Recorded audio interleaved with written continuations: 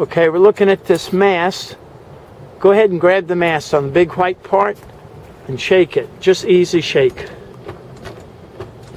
You can see it shake, and then these two aftermarket stainless steel pipes right here are working the screws down in the deck.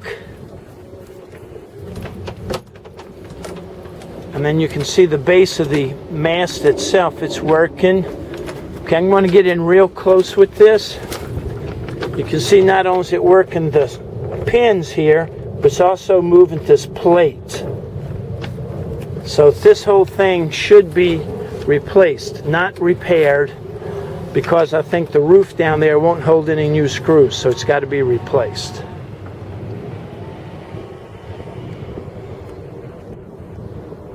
I guess that's not something you epoxy in and then reset the screws? Nope. You take it all down and put up something new.